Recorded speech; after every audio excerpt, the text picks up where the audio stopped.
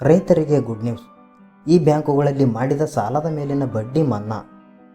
ಈ ವಿಡಿಯೋದಲ್ಲಿ ಕಂಪ್ಲೀಟ್ ಮಾಹಿತಿ ತಿಳಿಸಿಕೊಡುತ್ತೇವೆ. ವಿಡಿಯೋವನ್ನು ಕೊನೆವರೆಗೂ ನೋಡಿ ಮತ್ತು ಚಾನಲ್ಗೆ ಹೊಸಬರಾಗಿದ್ದರೆ ಸಬ್ಸ್ಕ್ರೈಬ್ ಆಗಿ. ರಾಜ್ಯದಲ್ಲಿ ಈ ಬಾರು ಮುಂಗಾರು ಕೈಕೊಟ್ಟಿದೆ. ಹಾಗಾಗಿ ರಾಜ್ಯದ ಯಾವುದೇ ಅಣೆಕಟ್ಟುಗಳು ಭರ್ತಿಯಾಗಿಲ್ಲ. ಈ ಬಾರಿ ಬೇಸಿಗೆಗೆ ಕುಡಿಯುವ ನೀರಿಗೂ ತತ್ವಾರ ಎದುರಾಗುವ ಸಾಧ್ಯತೆ ಇದೆ. ಅಲ್ಲದೆ ಈ ಬಾರಿ ರೈತರು ಬಿತ್ತಿದ ಬೆಳೆಗಳೆಲ್ಲ ಒಣಗಿ ಹೋಗಿದೆ. ಇದರಿಂದ ರೈತರು ಸಾಕಷ್ಟು ಸಂಕಷ್ಟದಲ್ಲಿದ್ದಾರೆ. ಕೃಷಿಗಾಗಿ ತೆಗೆದುಕೊಂಡಿದ್ದ ಸಾಲ ತೀರಿಸುವುದು ಹೇಗೆ ಎನ್ನುವ ಯೋಚನೆಯಲ್ಲಿದ್ದಾರೆ.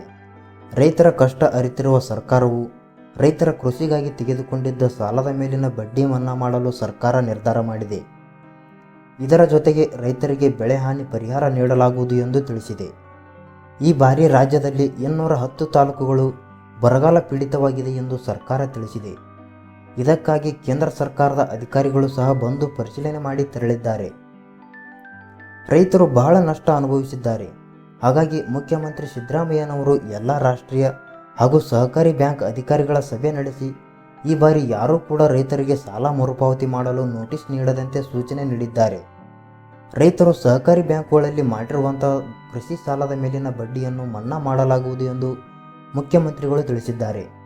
ಈ ಕುರಿತು ಡಿಸೆಂಬರ್ 8ರಂದು ನಡೆದ ಸಚಿವ ಸಂಪುಟ ಸಭೆಯಲ್ಲಿಯೇ ತೀರ್ಮಾನ ಕೈಗೊಳ್ಳಲಾಗಿದ್ದು, ಜನವರಿ 21ರಂದು ಈ ಕುರಿತು ಅಧಿಕೃತ ಆದೇಶ ಹೊರಬಿದ್ದಿದೆ. ಈ ಬಡ್ಡಿ ಮನ್ನಾ ಯೋಜನೆಯಿಂದ ಸರ್ಕಾರಕ್ಕೆ 440 ಕೋಟಿ ರೂಪಾಯಿ ಹೆಚ್ಚುವರಿ ಹೊರಬೀಳಲಿದೆ. ಯಾವ ರೈತರಿಗೆ ಸಿಗುತ್ತದೆ ಲಾಭ? ಕೃಷಿ ಸಹಕಾರಿ ಬ್ಯಾಂಕ್ ಹಾಗೂ ಜಿಲ್ಲಾ ಸಹಕಾರಿ ಬ್ಯಾಂಕ್ಗಳಲ್ಲಿ ಸಾಲ ಮಾಡಿರುವ ರೈತರಿಗೆ ಈ ಬಡ್ಡಿ ಮನ್ನಾ ಯೋಜನೆಯ ಲಾಭ ಸಿಗಲಿದೆ. ಅಲ್ಪಾವಧಿ ಸಾಲದ ಅವಧಿಯು 1 ವರ್ಷದಾಗಿದ್ದು, ಈಗಾಗಲೇ ಇದಕ್ಕೆ ಬಡ್ಡಿ ರಹಿತವಾಗಿ ಸಾಲ ನೀಡಲಾಗುತ್ತದೆ. 10 ವರ್ಷಗಳ ಅವಧಿಗೆ ಶೇಕಡಾ 3 ಬಡ್ಡಿ ದರದಲ್ಲಿ ಮಧ್ಯಮಾವಧಿ ಸಾಲ ನೀಡಲಾಗುತ್ತದೆ ಹಾಗೂ 10 ವರ್ಷಕ್ಕೂ ಹೆಚ್ಚಿನ ಅವಧಿಗೆ ನೀಡುವ ಸಾಲವು ದೀರ್ಘಾವಧಿ ಸಾಲ ಆಗಿರುತ್ತದೆ. ಈ ಸಾಲಗಳಲ್ಲಿ ಚಾಲ್ತಿ ಸಾಲ ಇಲ್ಲವೇ ಸುಸ್ತಿ ಸಾಲಗಾರರಾಗಿರುವವರು ಈ ಬಡ್ಡಿ ಮನ್ನಾ ಯೋಜನೆ ಲಾಭ ಪಡೆದುಕೊಳ್ಳಬಹುದಾಗಿದೆ. ಇದಕ್ಕೆ ಕೆಲವೊಂದು ನಿಬಂಧನೆಗಳನ್ನು ಹೇರಲಾಗಿದೆ. ಏನಿದು ನಿಬಂಧನೆಗಳು ತಿಳಿದುಕೊಳ್ಳೋಣ. 2023ರ ಡಿಸೆಂಬರ್ 31ಕ್ಕೆ ಸುಸ್ತಿಯಾಗುವ ಮಧ್ಯಮಾವಧಿ ಅಥವಾ ದೀರ್ಘಾವಧಿ ಸಾಲವನ್ನು ಕೃಷಿ ಚಟುವಟಿಕೆಗಳಿಗಾಗಿ ತೆಗೆದುಕೊಂಡಿದ್ದರೆ ಅಂಥವರ ಸಾಲದ ಮೇಲಿನ ಬಡ್ಡಿಯು ಮನ್ನಾ ಆಗಲಿದೆ. ಈ ರೀತಿ ಬಡ್ಡಿ ಮನ್ನಾ ಆಗಬೇಕು ಎಂದಾದರೆ ರೈತರು ಫೆಬ್ರವರಿ 28ರೊಳಗೆ ಪಡೆದ ಸಾಲದ ಅಸಲನ್ನು ಪಾವತಿ ಮಾಡಿರಬೇಕು.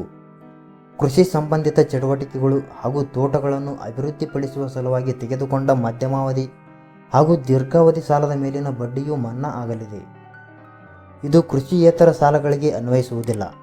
ಗರಿಷ್ಠ 10 ಲಕ್ಷ ರೂಪಾಯಿಗಳವರೆಗೆ ಸಾಲ ಪಡೆದವರಿಗೆ ಇದು ಅನ್ವಯಿಸುತ್ತದೆ. ಈ ವಿಡಿಯೋದ ಬಗ್ಗೆ ನಿಮಗೆ ಏನೆನಿಸುತ್ತದೆ ಕಮೆಂಟ್ ಮಾಡಿ ಮತ್ತು ವಿಡಿಯೋ ಇಷ್ಟ ಆದರೆ ಲೈಕ್ ಮಾಡಿ.